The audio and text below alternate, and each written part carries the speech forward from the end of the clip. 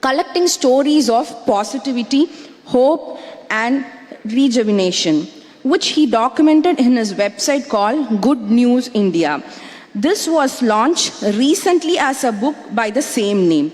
After a few years, he decided that he wanted to create some good news of his own.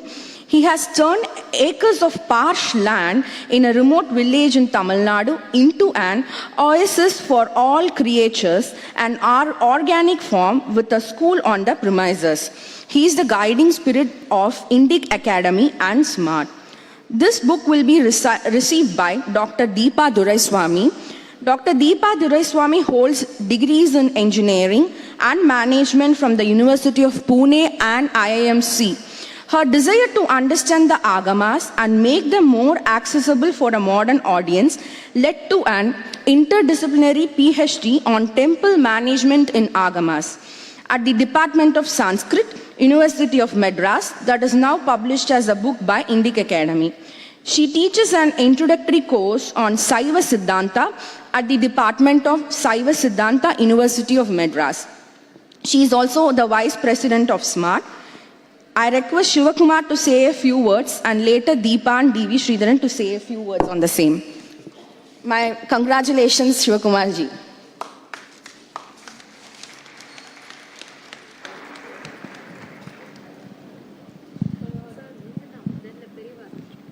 Namaste.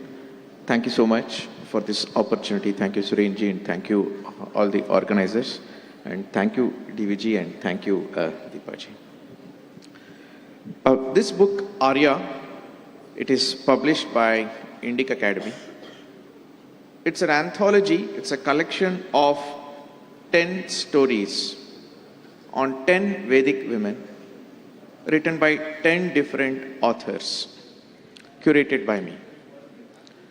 A small brief on how we went about doing this. For many, many decades, one thing has been bothering me, and that is I grew up reading the story of Sati Savitri as a brave woman, as a divine woman, as a learned woman, as somebody who made her own choices, as somebody who snatched her husband from Yama. She tricks Yama. So in every sense of the word, Savitri is the hero of that story.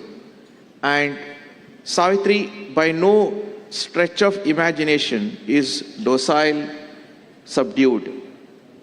Yet in the modern world, the narrative, in fact, it became a metaphor for something completely opposite, of being docile and so on and so forth. So it was there in my mind that this ought to be corrected in a modern way, in the contemporary idiom. And it's not just about Sati Savitri. It's about a series of women. Look into any epics. All women are fascinating, are contributing to their respective contexts. They make a difference. Even if you come to the historical era, starting from the Gupta era all the way till 1800, you will find women who were fascinating, who contributed to the civilization. The last of our heroes probably will be Jijabai and Ahalyabai Hoykar, but that's not, you don't have to come to 1800.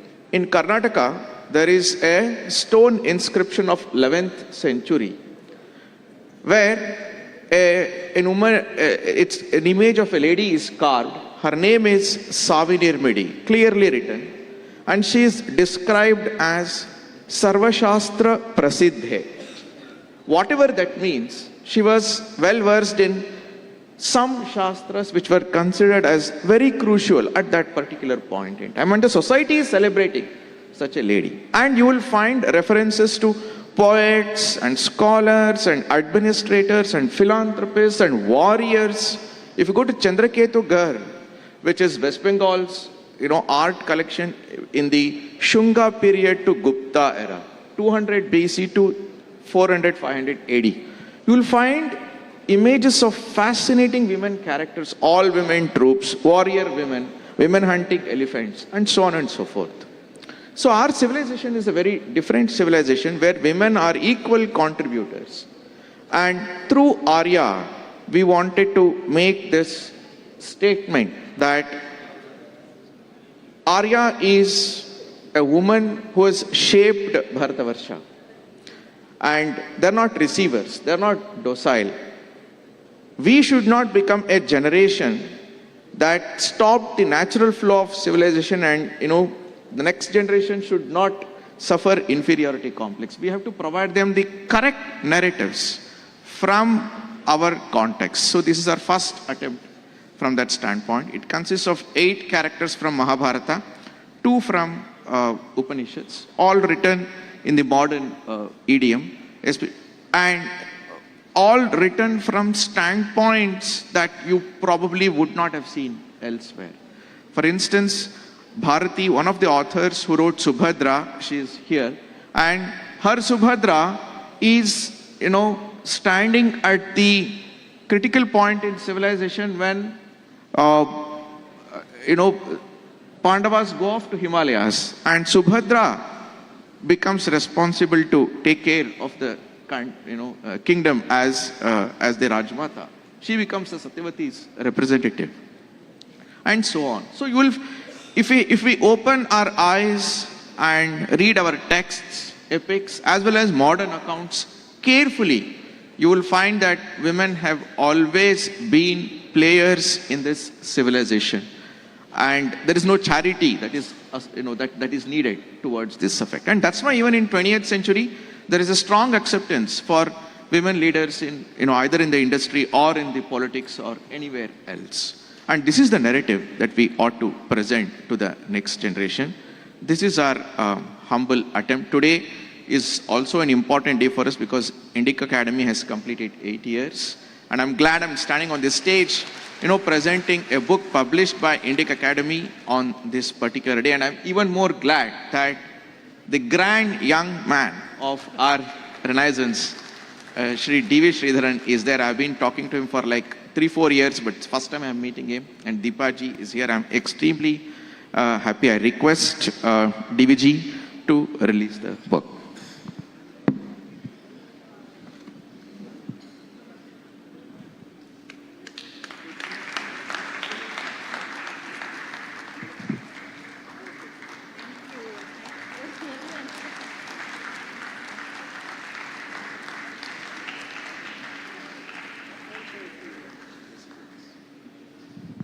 I request DVG to please speak a few words. I'm supposed to be surprised by this book because it's supposed to be launched just now, but that's not the truth. I had a copy of this hot off the press for almost 3 weeks now. I've been through most of the stories, and I assure you it's wonderful reading. You can't tell that it's been written by 10 different authors. There's a consistency, there's a homogeneity, and then there is still personal voices of each author comes through. Now, having said that, I'll take 2 more minutes to say something not quite related, but indirectly is related to this. For me, it's a personal moment of modest triumph, because I come from a generation which was born before independence. I'm 81 years old now. It was my generation that I feel, I hope no one of my generation will take offense when I say this, which caused the disruption in the civilization, the Bharat civilization. It was fashionable and accepted, it was aspirational when I was young to drift away from our civilizational values and go away and be brown sahibs. And I was also inspired by the mood of the times. And I went to the Merchant Navy at the age of 17. And I traveled the world and slowly forgot India. And it took me another 30 or 40 years before I could come back and rediscover my roots. Now, I would say I blame my generation for the disruption that has been caused, which all you young people are now trying to fight and retrieve and put back in its place. So, with that, having said that apology, I also want to say how cheered I am surrounded by these 2 people. These are the successor generations to mine who are fighting and clawing back and taking Indian civilization back from where we misplaced it and putting it back in mainstream. So he is a technical person, a brilliant author, a Sanskrit scholar, is a doctorate, is a driving force behind a stream of knowledge that Indic Academy is putting out. Deepa Bhaskaranji, I met her, but I know about you. Such a multifarious lady, and you would have thought that she would not be writing or propagating something that the woke people, woke generation of today would be disappointed by. She's an Agama expert, temple Agama. Pardon? Agama student. A student, and she's written a book about it. And these two represent the generation that is retrieving the Indian civilization back from everything. And one of the people that would dislike them are the current generation, the woke generation that is trying to dominate the world, which thinks that India didn't have feminine rights, we didn't have women who asserted themselves. These people lay bare the truth about who we are. So, sorry for taking your time. I thought I'll share my personal perspective to this occasion. Thank you very much.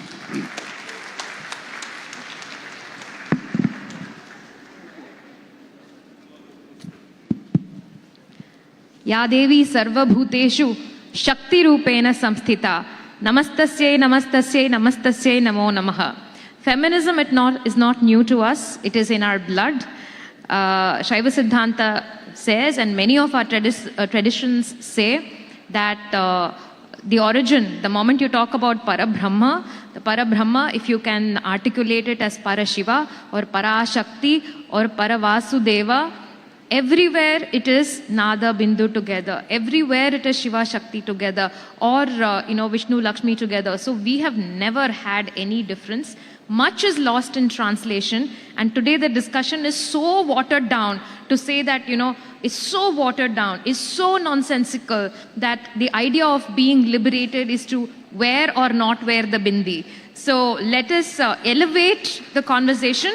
Let us introspect. Let us, all the women, all the amazing women in the audience, so many amazing women in media, let us all think about what it is that we bring to the table, what are the shackles that surround us. Let each of us speak for ourselves without anybody telling us whether we are shackled or not. That is the way of this land, for each person to think for themselves. So in that, I think this is a wonderful, wonderful addition and contribution, Shiv Kumarji, from Indica, from you. I can't wait to read those amazing stories, as I'm sure the audience will enjoy. Everybody, please go buy a copy. Aryaa, thank you.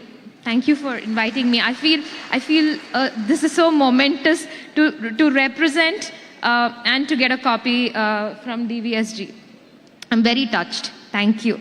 Thank you. I'll just take 2 minutes to say why we named this Aryaa. That is also important.